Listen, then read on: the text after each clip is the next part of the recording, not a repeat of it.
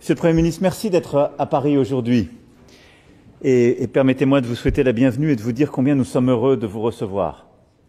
D'abord parce que c'est votre première visite et vous avez choisi la France pour cette première visite à l'étranger. C'est un immense honneur et cela montre aussi l'importance de tous les défis en commun que nous avons. Et permettez-moi, sur une touche plus personnelle, de vous souhaiter un très bon anniversaire, avec un jour de retard, mais tout de même.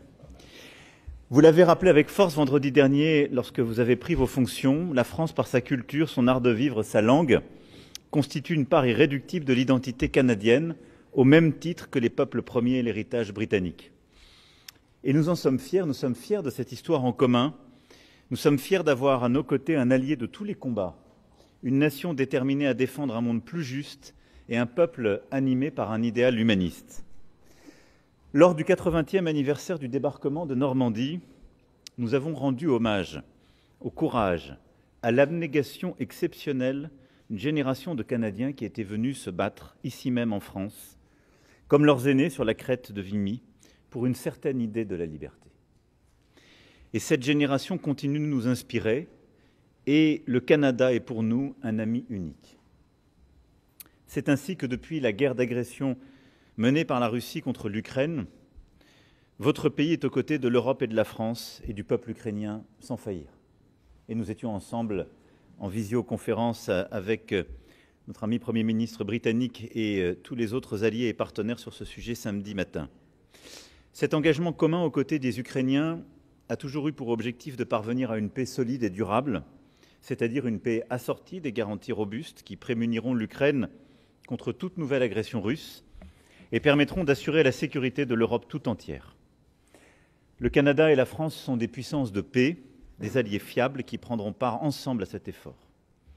C'est dans cet esprit que nous maintiendrons notre soutien à l'Ukraine et continuerons d'exiger de la Russie des engagements clairs, et nous prendrons toutes les initiatives utiles pour avancer, de concert avec nos partenaires américains, européens et internationaux, et c'est évidemment un des sujets que nous allons évoquer avec Monsieur le Premier ministre dans un instant.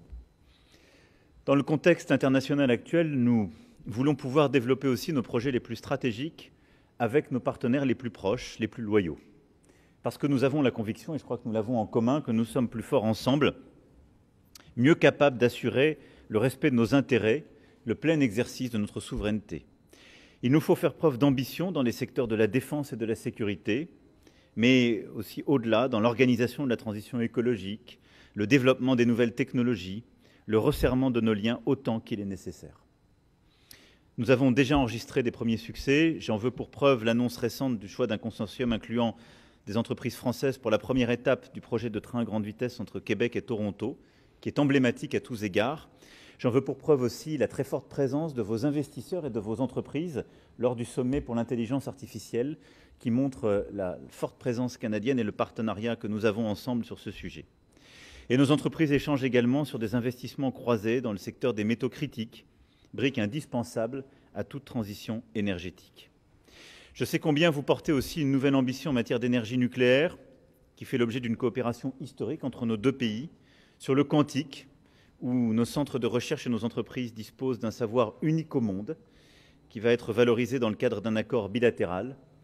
Et après le récent sommet de l'intelligence artificielle que j'évoquais, nous allons continuer de mobiliser ensemble, puisque nous avons les présidences successives du G7, avec des défis qui vous attendent dans quelques semaines et que nous poursuivrons comme nous l'avions fait de Charlevoix à Biarritz il y a quelques années. Nous veillerons aussi à ce que notre amitié soit utile à la promotion de nos valeurs, de nos engagements communs pour la défense des démocraties, pour la solidarité internationale, pour le développement, pour un commerce équitable, pour la protection de la planète. Je crois que l'un et l'autre, nous croyons en effet que le commerce équitable qui respecte les règles internationales est une bonne chose pour la prospérité de tous. Et il est à coup sûr plus efficace que les tarifs qui créent de l'inflation et abîment les chaînes de production et l'intégration de nos économies. Nous croyons, nous aussi, que la liberté d'expression, si chère à nos pays, est autre chose que le déferlement de la haine, de la violence, du harcèlement en ligne ou d'algorithmes opaques. C'est pourquoi votre présidence du G7 en 2025 doit nous permettre d'affirmer notre détermination à avancer sur chacun de ces points et de défendre ensemble, au fond, un ordre international juste, c'est-à-dire quelque chose qui ne soit ni la loi du plus fort, ni l'isolationnisme. Et c'est cela pourquoi nous nous battons. Dans tout cela, le plus important tient encore à nos liens humains, à la fois denses et chaleureux. Et Monsieur le Premier ministre, les Français aiment le Canada. La francophonie nous unit, et je le dis en vous recevant aujourd'hui en ayant une pensée toute particulière pour Antonine Maillet, dont la voix s'est éteinte il y a peu, mais dont l'œuvre intemporelle, la joie inoubliable, est un peu avec nous aujourd'hui à travers vous et votre délégation. L'Acadie éternelle demeure en effet et contribue au rayonnement du Canada. En tout cas, Monsieur le Premier ministre, cher Marc, vous l'avez compris. Ici, nous recevons un ami, nous le recevons avec beaucoup de joie, en formant beaucoup d'ambitions et de projets ensemble. Et pour vous connaître depuis de nombreuses années, je sais aussi que nous recevons ici un homme qui aime son pays, est engagé au service de ses intérêts et pense qu'on peut servir les intérêts de son pays en étant un bon camarade sur la scène internationale et en nouant des partenariats efficaces et respectueux. C'est l'esprit aussi qui nous anime. Soyez le bienvenu. Merci. Merci beaucoup, Monsieur le Président. Et je peux commencer par le dire, les Canadiens et les Canadiennes aiment la France. Et ça, c'est la raison pour laquelle je suis ici pour ma première visite officielle en tant que Premier ministre. Merci de me recevoir. Cette visite est un symbole de notre histoire en commun, mais surtout un symbole promoteur de l'avenir. La rencontre du passé et de l'avenir, je viens de la voir de façon saisissante en visitant Notre-Dame ce matin. Je viens de le visiter. Sauver des flammes par la France pour le grand bonheur de l'humanité. Bravo, Monsieur le Président, pardon. Vous êtes toujours un homme d'action, Et dans une crise, il faut agir. Et malheureusement, nous sommes dans des crises économiques et géopolitiques maintenant. En même temps, quand on passe à l'action, il faut avoir des valeurs. La souveraineté, la solidarité, le dynamisme et la durabilité. Ce sont des valeurs qui nous tiennent à cœur, qui nous réunissent. L'histoire du Canada a toujours été liée à celle de la France. La langue française définit l'identité et la culture du Canada. Le Canada et la France ont été des alliés fiables depuis des siècles. Nous croyons en l'importance de la nature et de sa protection, y compris les océans. Oui. Nous savons que c'est la collaboration économique, pas les affrontements, qui nous permet de bâtir des économies fortes. Par le passé, cette collaboration était par voyageurs. Maintenant, ce sont des réseaux d'intelligence, l'économie digitale et le quantum. Le Canada répond présent à ces opportunités. We both stand for sovereignty and security. Nous défendons tous la souveraineté et la sécurité, comme l'a montré notre soutien indéfectible à l'Ukraine sous votre leadership. Alors que nous voyons ces principes être rejetés par de plus en plus de gouvernements à travers le monde, c'est plus important que jamais pour le Canada de renforcer ses liens avec nos alliés fiables comme la France.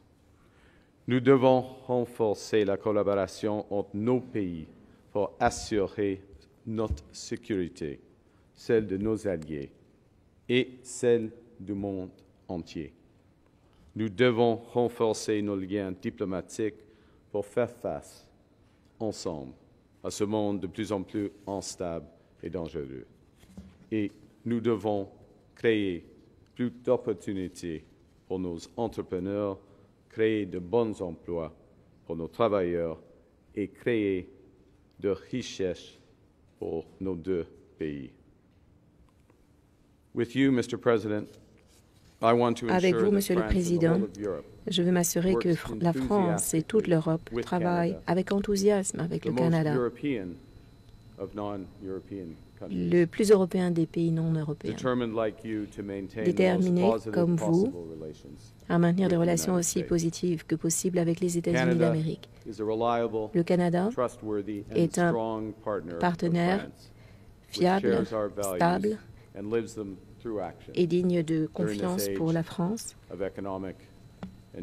y compris dans le contexte de ces crises géopolitiques et économiques. Ensemble, nous allons être encore plus forts. Monsieur le Président, je vous remercie de m'avoir invité.